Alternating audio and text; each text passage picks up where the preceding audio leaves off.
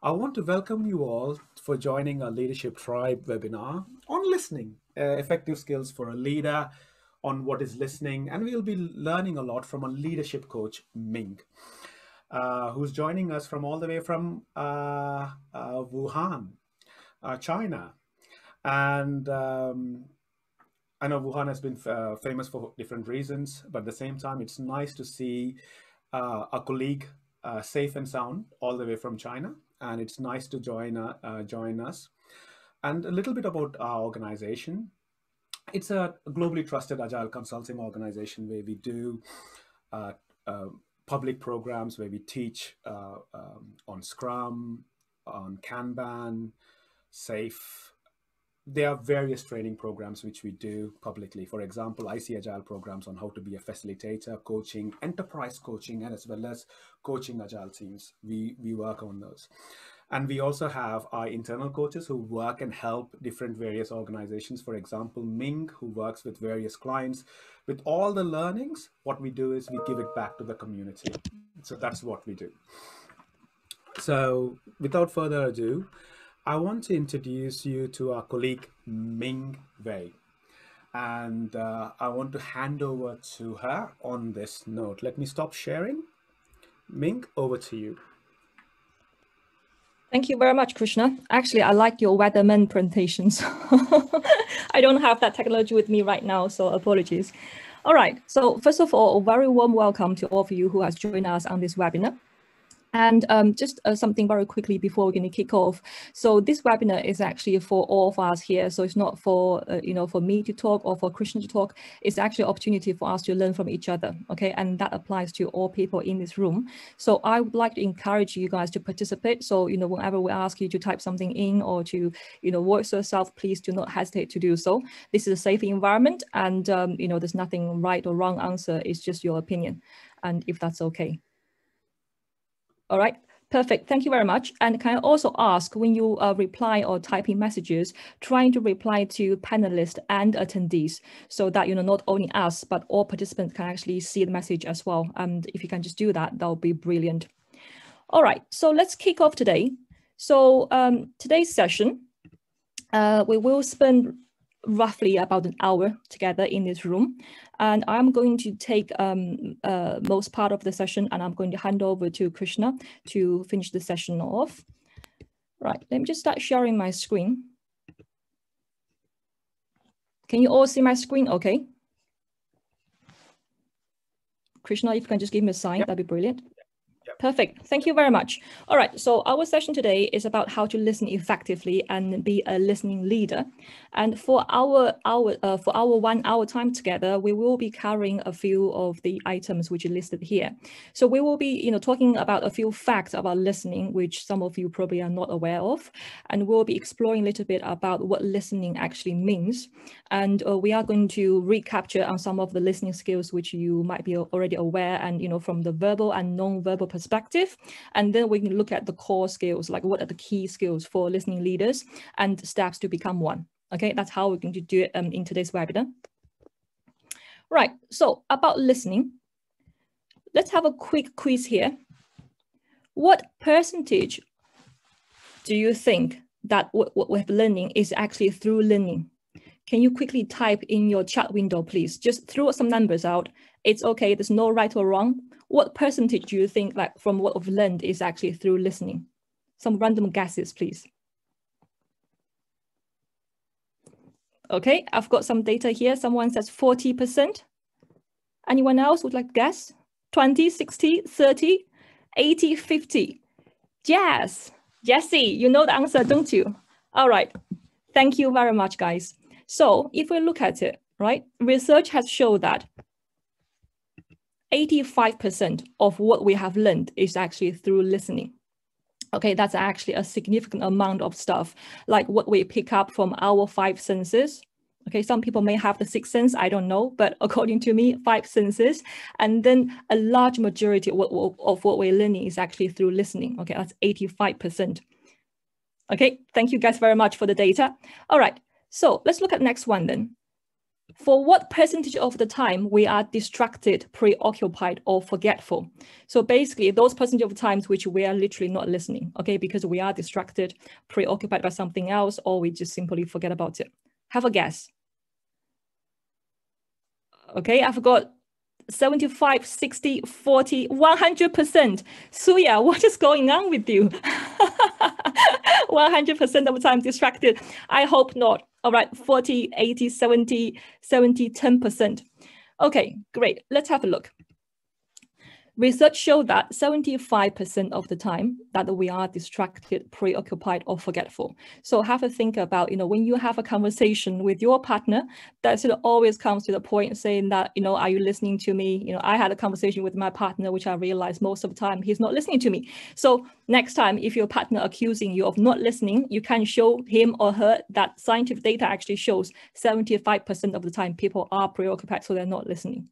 Okay, right, moving on then. So what percentage of time do you think that we can immediately recall about what is being said?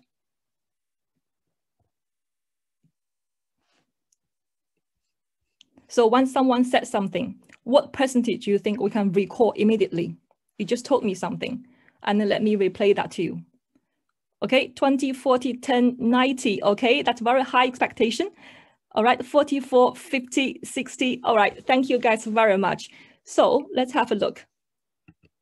50% of the time, okay, we can actually recall immediately. 50% that stuff which is being said, we can immediately recall. And then if you look at it, what about that figure after an hour? What do you think of that figure now? So we can immediately recall 50% of what is being said. After an hour, how much do you think we can recall? 30, 20, okay? So it dropped immediately, doesn't it? Thank you. Thank you guys very much. 0%, no. So actually we can 20%, okay? 20% of what we, of what we have just heard, that we can only recall 20% after an hour, okay? That shows immediately our memory has been erased, okay? After someone talking something to us. And research also showed that I've already indicated here that less than 2% of the professionals had a formal education on how to listen. Okay, so not really many people know how to listen. And that is the problem which we are facing today, and which we're trying to understand, how we can actually listen better and become better listeners or better listening leaders. All right. I have got here a very quick video, okay, which I would like to show you. And this video is only 2 minutes, and we will have a quick discussion about what is your reflection from this video after it finishes. Okay, so let me play that. All right. So this is a very quick 2 minutes video about listening, okay? And the name of the video is called "It's Not About the Nail." So I'm just curious to find out what are your reflections, from this video. Can you quickly type that in the chat window, please, in terms of what are your major takeaways from this?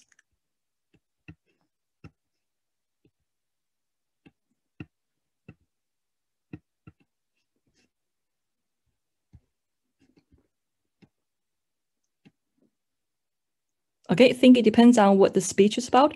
I would ask if she knows about nail. Okay, thank you. He's not listening to her. He's trying to solve. Thank you, James. He's quick to, okay, sorry, it's too quick. He's quick to make assumptions based on what he sees, not what he hears. The video is very effective in just 2 minutes for a difficult concept to understand. Thank you, Nessa. All right. And sometimes you just need to listen. He isn't, okay? Most of the time we listen to respond, to solve. Absolutely. He was listening to reply instead of listening to understand.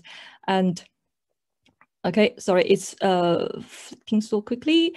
It was okay, and advice is toxic. Wow, okay. Going into solving mode before understanding the problem. It's about underlying layers. Listening, okay, highlighted. We cannot assume an issue. We need to perceive it correctly by listening clearly. Sometimes we need to just listen with the intention of listening instead of fixing. Remove the distraction object for others to listen. It's hard to understand whom. Rohit, I don't think that's the case. Okay, I respectively disagree on that one. Thank you.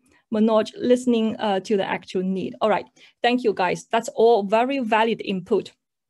Okay, so regarding listening, okay, listening is not just about hearing. And from this video, apparently this lady just won't be heard, and then this gentleman was trying to resolve the problem. So as coaches, as leaders, as mentors, like working in either your professional environment or, you know, with your partners or loved ones, we need to listen. Okay, and it's about finding out where the root cause of problem is, and it's also about trying to understand, be empathetic before you can actually jump into solution. As human beings, we are all wired to solve problems. And that's why it's very easy when we see a problem, we just dive directly into it and then trying to provide advices, which is right according to us.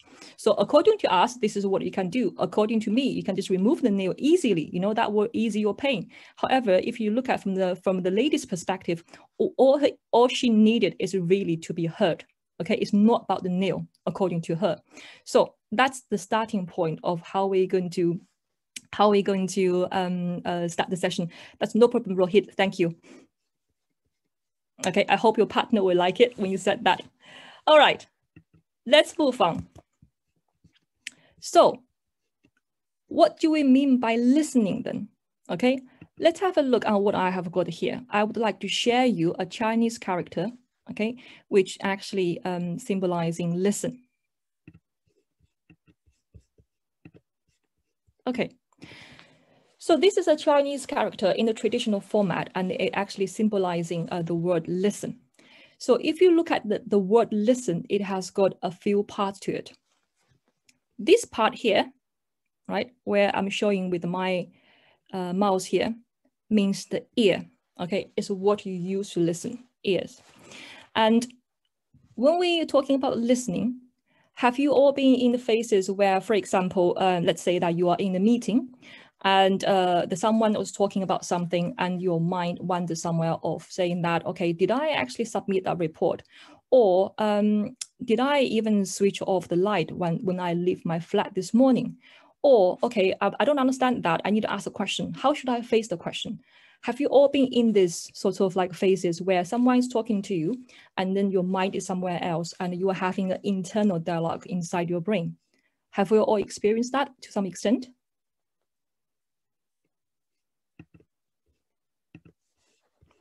Okay, yes, okay, every day. All right, thank you. All right, yes. So when we are actually listening to this internal voice, who are we actually listening to? Is it the person who is talking to us, or is it ourselves, like our internal, like mini me? Who are we actually listening to? It's the mini me, right? So yes, absolutely. So we are listening to ourselves and we are listening to the mini me inside our brain. So this is where when we say that, okay, when we say this is listening, this is actually internal listening. Okay, so we're listening to ourselves. And this is like the very basic level of listening. So we're listening to ourselves, the internal voice, which is inside us. And okay, so back to this word of listening, okay? And in this part, it has got a king here underneath. All right, so this king part, which means pay attention as if the other person were king. So in this particular stage, what you're doing is, okay, I'm very focused on the person, on what is the other person saying to me. So I'm being very present and I'm being very focused on what the person is talking. So purely on the words, whatever he's saying, I'm focused on that. Okay, and I have actually experienced something in my professional life where there was one occasion I was talking to a colleague of mine, and I remember like in front of like his desk, there was a huge plasma screen. Okay, and because when I went to speak to him, when I sat down with him, I was thinking, oh, that's such a big plasma screen. And I wonder, you know, how he actually communicated with the people around because it actually blocks the view. And then after I had that conversation with him, when I stood up, I realized someone has moved the screen. And I didn't even realize, because in that conversation, I was so focused on what we're discussing, I basically block out everything which is around me. Okay, I wasn't even aware something has been moved away. And that actually gave me a sense of, okay, so during that conversation, I was doing 100% focused listening because I was so focused on what information the person is trying to convey to me, on what the content he was trying to tell me. So this is the part where I'm paying full attention to the other person. Okay, maybe not as a king, but I'm paying full attention. So this is the next level of listening, which we call focused listening. Okay, it's all about the person who is speaking to. And then if you look at the next part of this letter, is like 10 eyes. Okay, so this is about talking, being very observant as if you had 10 eyes. Okay, so you basically are everywhere. You're trying to observe and you're trying to understand like what is not being said as well as what is being said. Okay, so you're trying to understand, okay, you're trying to observe like what is the tone like the person's using, what is the facial expression and what is the breathing, and you're trying to observe everything about the person, and then you are trying to put him or her in the context where it's not just about the words, and it's about what has not been described with the words as well. Is she happy? You know, is he feeling bad about a particular issue? And I have got experience where I was talking to a very good friend of mine who went for a very good holiday in Dubai, okay, in Atlantis. I still remember the way how she described it to me, and it as if I was there. You know, I can feel the crowd, I can feel the people, I can feel the heat, I can feel the water sport, like the passion she was trying to convey, and it was beautiful. Okay, so when you are listening at that level of like global listening, you're trying to pick up everything the person was trying to convey. And that's the ultimate level which we're trying to be in, which means we are being very observant and we are using our all senses to pick up all the information that the person is trying to convey. And we are being very observant as a global listening. Okay, so that's the ultimate stage which we want to be. And then if you look at this letter, so 1, heart, and this means I'm giving the person individual attention and I'm listening with my heart. I'm being very empathetic. I'm not being judgmental. And I'm here like as honest, as authentic as I can be, you know, completely honest and open to actually take the information which is being provided to me. Okay, so this is about I think to me, according to me, this is a very good way to help me to understand listening. Okay, on that ground, we have talked a little about listening. I would like to invite you to take a very quick 30 seconds sort of like reflection on what you have picked up so far. Okay, 30 seconds just to reflect on what you have picked up so far.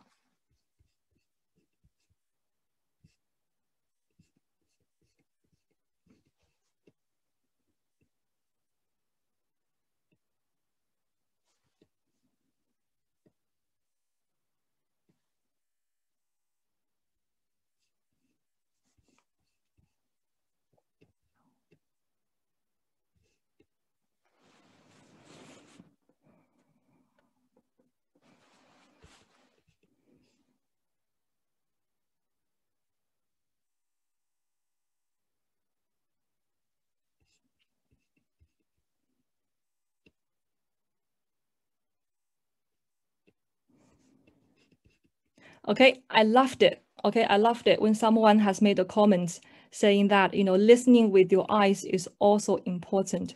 And one story which I would like to share is, I think I was talking to someone and then the person asked me saying that, do you believe you can hear someone, you can actually hear someone's smile over the phone? That made me think for a second, okay? Can I really hear someone's smile over the phone? And you know what? I think I can. Okay, this is about the way how you communicate and really about listening. I think I can hear someone smiling over the phone. Okay, so it's very powerful and I will leave that thought to you. Okay, Nessa said Chinese symbols are fantastic. Thank you. Okay, James said, remind me of COVID's seek first to understand and that you should listen with all of your senses. Absolutely, James. I can't agree more on that. Okay, Kathy said focused listening is crucial for effective conversation. Absolutely. Rohit, active listening with full attention and focus. Yeah. And as listen attentively, beautiful Chinese character. Thank you. Okay. Listening with full focus, listening, paying attention with 10 eyes. Even I just have to someone, I would be a king and demonstrate that I do with all my feelings. Yes, Anna, thank you. Okay, listening with all your senses wholeheartedly is effective, absolutely. And this is a way how you actually to build connection as well, okay? Just imagine if you were talking to someone and then that one like focused on the phone doing something, saying, yeah. How would that make you feel, right? It's not a nice feeling. So trying to, you know, engage people, trying to establish that connection, okay? And this is very important in communication. Thanks, guys. Okay, so I'm not going to go through everything now. Let's just move on, and I would like to introduce you some of the learning skills. Okay, some of the concepts I'm sure that you have heard of and you're already aware. Let's just take this opportunity to recap what we have got here. All right, let me just start sharing again.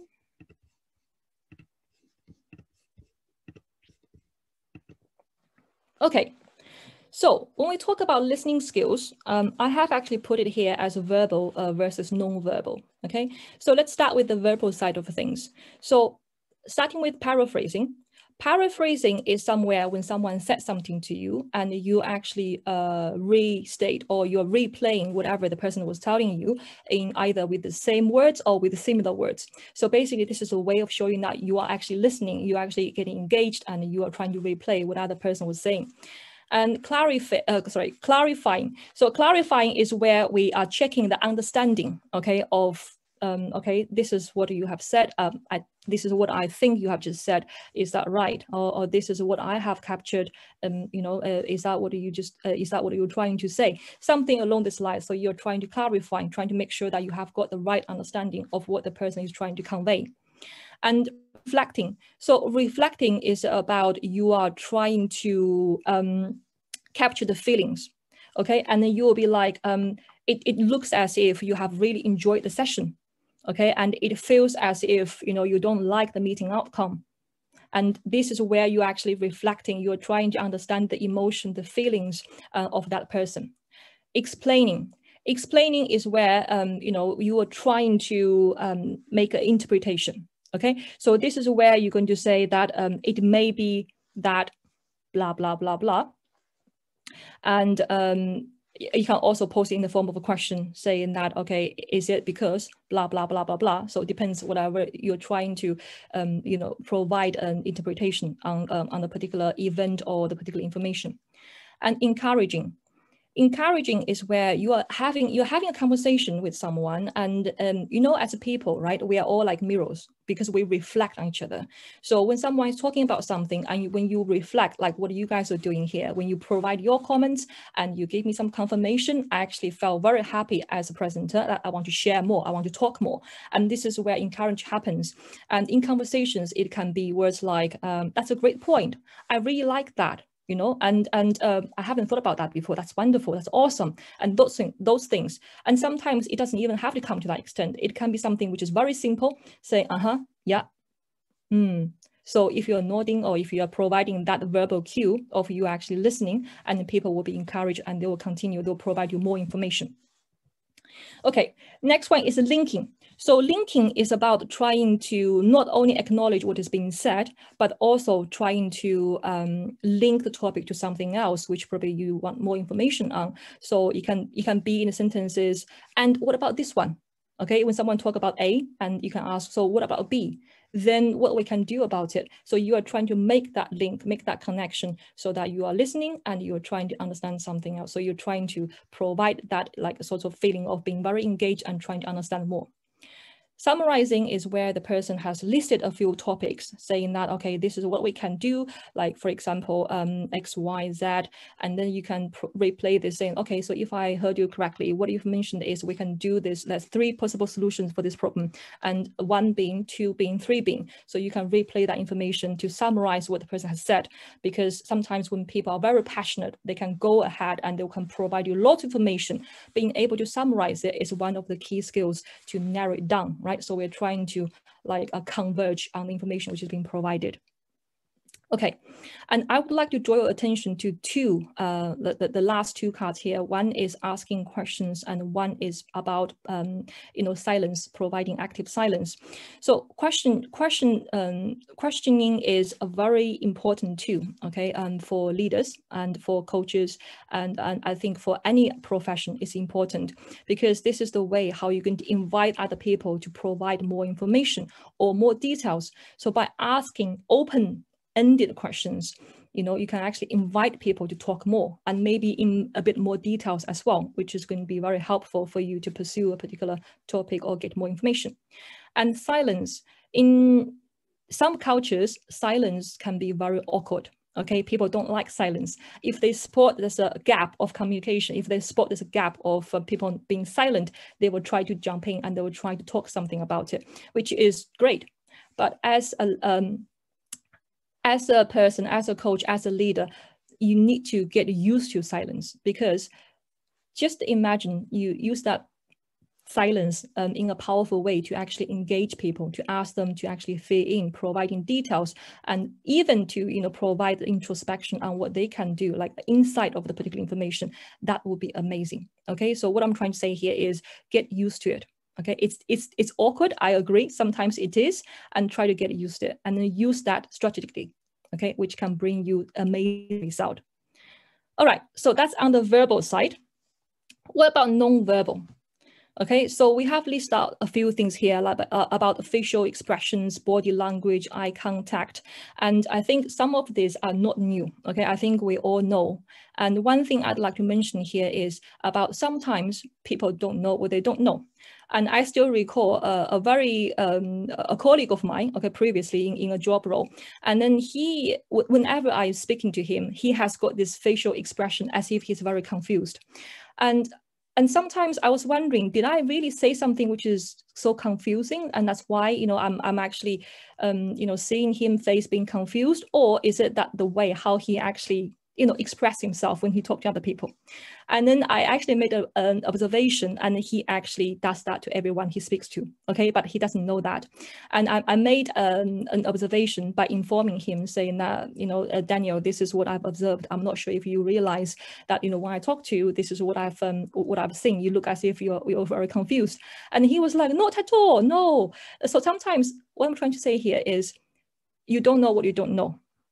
Okay, so maybe like now we are using Zoom calls, we are using a number of tools where you can actually see yourself.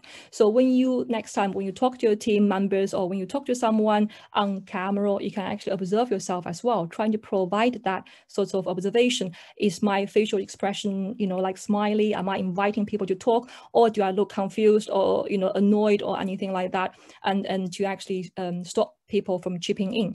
And similarly with body language, am I leaning forward? Am I expressing that I'm eager to know about this topic? I'm actually inviting people to come in. Don't stare at people to make them scared, but maintain that balance of eye contact so people know that you are actually actively engaged. And personal space is something like, if it's in a physical situation, like if we're talking face to face, you probably need to make sure that you don't stand too far away that people can't hear you, and yet you don't stand too close that people would actually felt intimidated by you. So it's about that distance which you need to maintain, that you give people space, and which they don't withdraw from the conversation. And timing here actually meant when we take the pauses, and we don't really overlap on other people. I actually have talked to people who keep on. It's like they don't let you speak. Okay, it's like whatever you say, they will immediately overlap you with whatever they think is correct. Whereas it's not really a big issue. And yet it does put me off, from perspective. It's like, okay, I'm trying to express myself, but there's no chance for me to even say a word, because whenever I want to raise something immediately, and she has got something else to overlap on what I was talking. So that will actually put people off. So be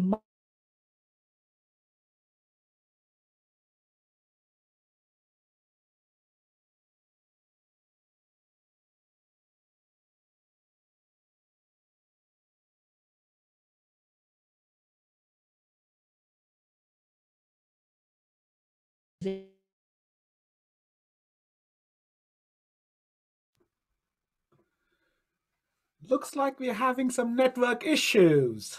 Welcome to the online world. That's the reason we have a backup. That's the reason we have a backup.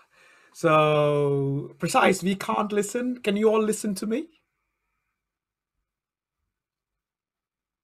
Yes. So, thank you very much. So, on that last note, my colleague was talking about a personal space, how to, where are we?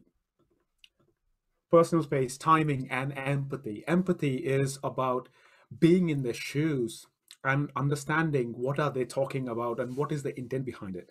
Some of the non-verbal cues are very important. I still remember I was in one of the meetings. I asked my colleague, "How was your weekend, man?" It's like, it was okay. It was okay.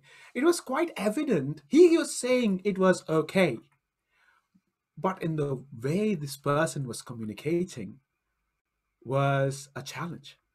It was a deep pain. It was a deep pain in his voice. And I, dude, sorry for asking this question. There was a huge emotion in the way you're talking to me. Just, is there anything we can do or something? Is everything okay? And this person said his pet died for the weekend. It's like losing a family member. It's sometimes it's easy to say, Krishna, this is the way it is, and I don't know what to do, and it's really hard work. Um, it sometimes it's we need to understand what is in it for us, what is in it for us, and that matters. That really, really matters. And my colleague Ming, as just checking, Ming, are you back? No, that's fine. So let me walk you through the next steps. So we heard about what are the things. Ming is joining us back. I think there are some network connections there. In the meanwhile, let's talk about what do you mean by listening for leadership. So in your chat window, type in what do you mean by listening for leadership means? What do you mean by listening for leadership means?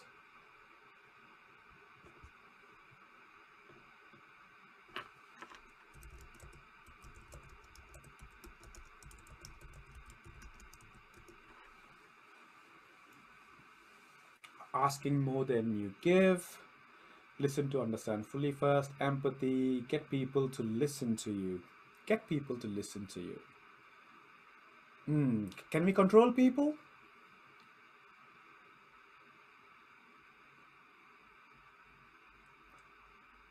Empathetic listening. Listening involves more attention. Leadership needs to listen to understand, but not to solve problems of others, preventing growth. Michelle, spot on, beautiful. So let's look at from the leader's point of view. Many folks have the idea that leaders are to be problem solvers instead of listening leadership. Okay, catching on sign indications where you can help. Okay, interesting. Thank you very much. All valid points. Let's look at leadership. When you're looking at the core skills for leadership is about information. When you're working with your teams, when you're trying to understand what it is being instead of being precise and providing the guidance, tease more information. What does it mean according to you? Get your meaning across. For that meaning to be across, sometimes you need to tease information to understand what the problem is. Then you can do something about it. And enabling people, clarifying the purpose of the efforts. For everything we do, there is a reason behind it. What is the value behind it, and what are the things we can do as leaders, as coaches, as enablers, helping people to achieve their goals? The next important thing is communication requires, it's both sides. It's not only leaders or the people, it's both sides, giving and receiving data and respecting people. It's funny when you're talking, when somebody's talking, you get interrupted suddenly. Why is that? Why can't you give a little bit moment of 10 seconds or 30 seconds or even 60 seconds for the person to complete this conversation? Taking everything off the chest, that really helps. by doing that, because you are enabling the person to say that I am listening, I am actually listening to you, I will be more than happy to support you and encourage you to do what are the things we can do moving forward. So it's enabling, empowering the person in front of you and being heard, which is the most important thing, being heard. So these are some of the core skills of leaders. These are some of the core skills of leaders: is information, communication, enabling, and empowering people to manage change. And now empowering people to manage change. So is there anything different which you think which is important for the leaders when it comes to listening? Type it in the chat window, please. Anything else apart from this, what you're seeing? Because the leaders need to look at these 4 areas. Is there any other areas we need to look at for leaders? Type it in the chat window, please.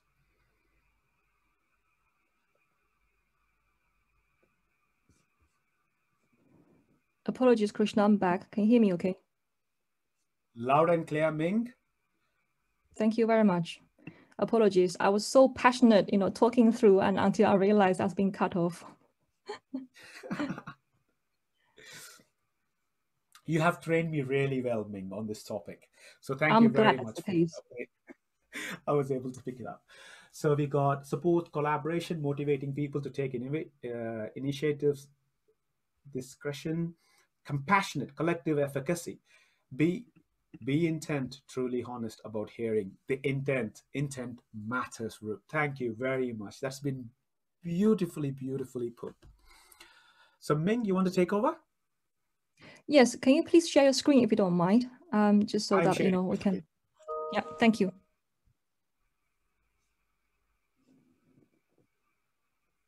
Okay, so sorry, are we done with the core skills for listening leaders?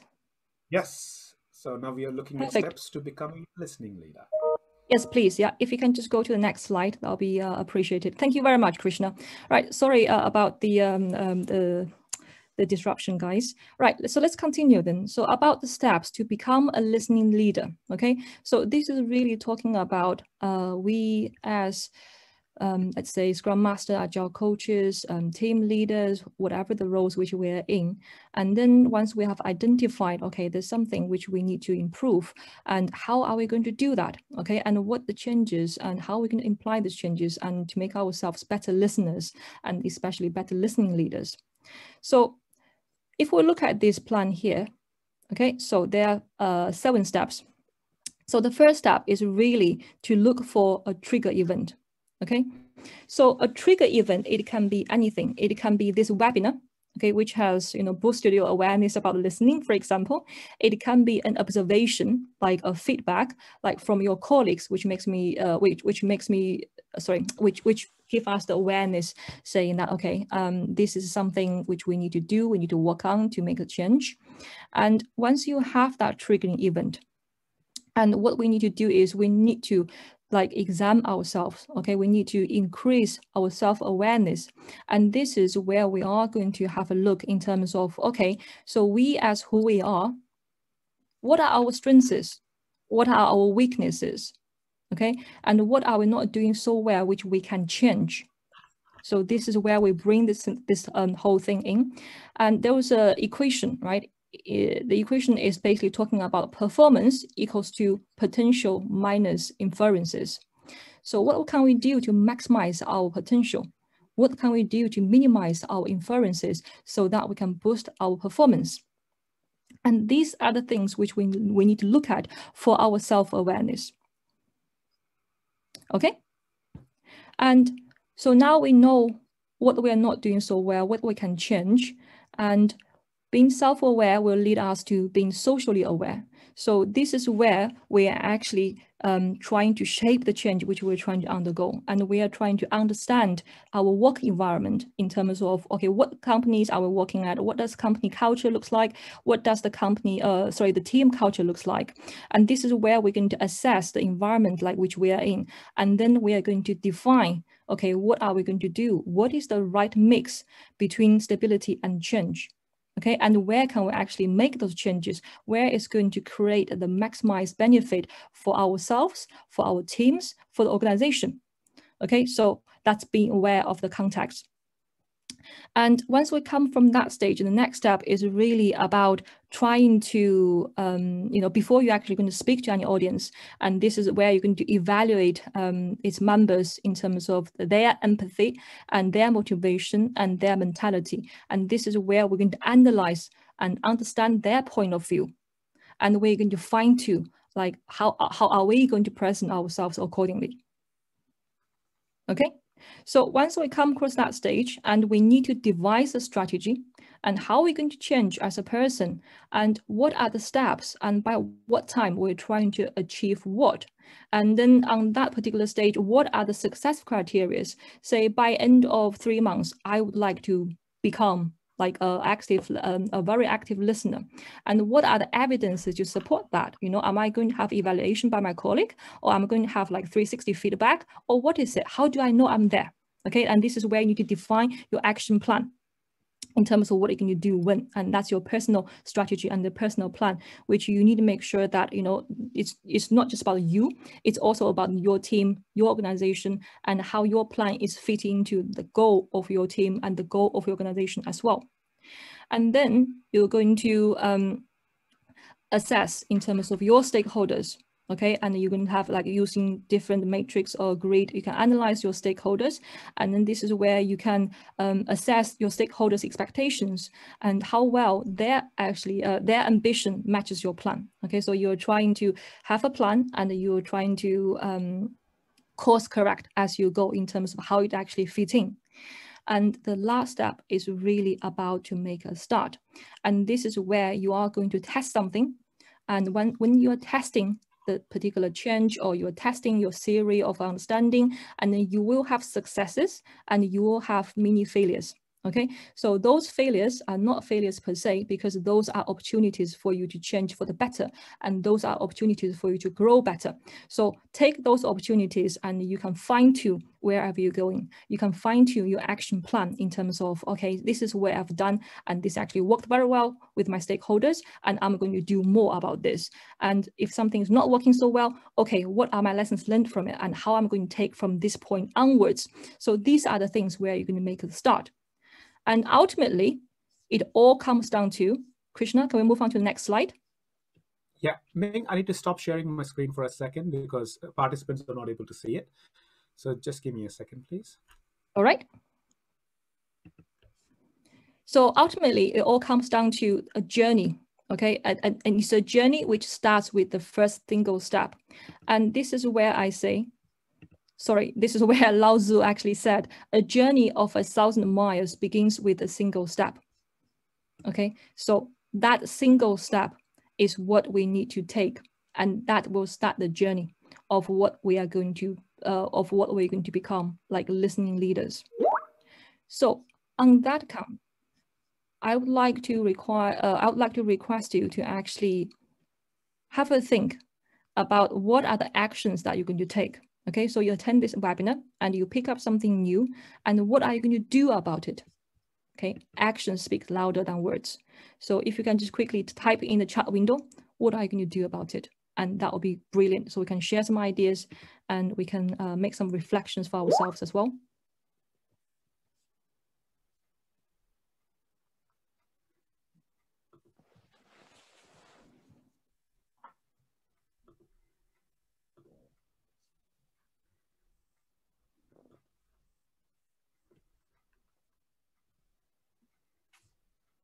Please don't worry about the slides, and the slides will be with you after the webinar. So you will have full information for the presentation. So if there's any particular question, then you can raise it to us. But if it's regarding the slide, we will send it over to you after the webinar. Shift from local to global listening. I like that, Candice.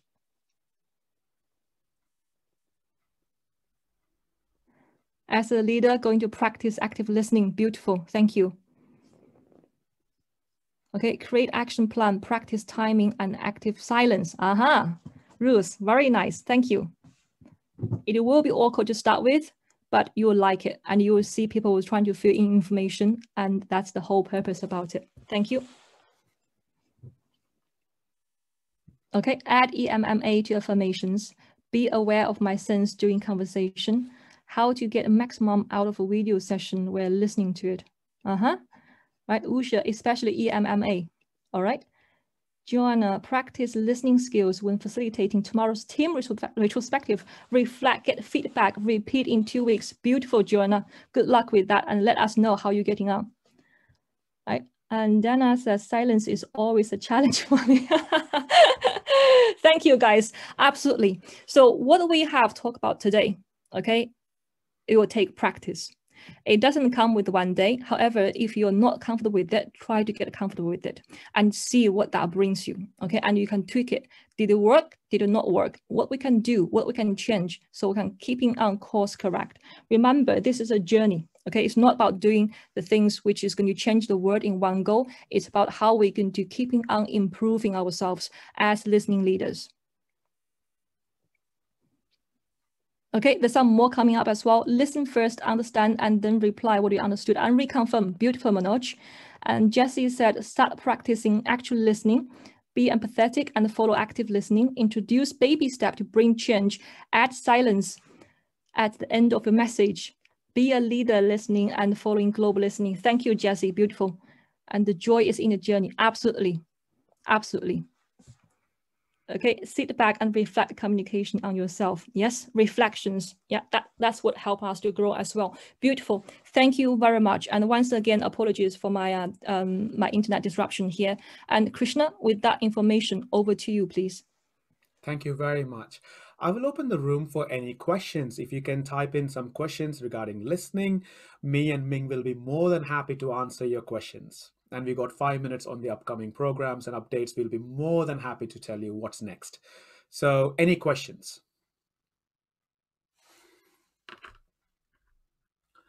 There was one question from Anna B. What if the leader you know that something would work better, but the stakeholders are not interested on that? But as the leader, you think that work will work to improve something. Anna, whenever you have stakeholders, remember one thing. Every stakeholder means they have a stake in your program or your project or your portfolio, whatever you're delivering. They have a stake in it. That means they have skin in the game. So when they have a skin in the game, they always want to know what is in it for me and what is in it for the project. So if you're able to educate by doing this step, how is it going to help us moving forward? That really drives value in those conversations. So watch out for that. If I'm taking a step, why are we doing this? How is it going to help us? And how are we going to measure the change? And if you're putting it out as an experiment can be 6 weeks or 12 weeks. Try and find out. Nobody will say no to experiments, as far as I've seen. Instead of saying I want to change it, you say I want to do a small experiment for 6 weeks and see how it comes out with that. Try that. That usually works with me when I'm working with my teams, and it's been a great asset as well. So, how to be an enthusiastic speaker like you, Krishna?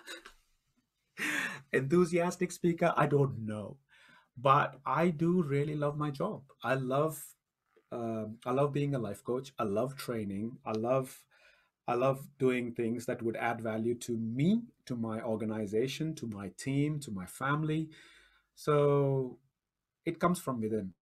And of course, enthusiastic speaker, I don't know the definition of it, because I have seen some people who are better than me and I want to be like them. So I'm still practicing, I'm learning. So that's the only thing I can say there. And how should we deal with people who say yeah during the whole conversation before even listening? What am I trying to say? That sounds like Krishna. I'm just kidding. So when you have people like that, you say, what are your takeaways from this conversation?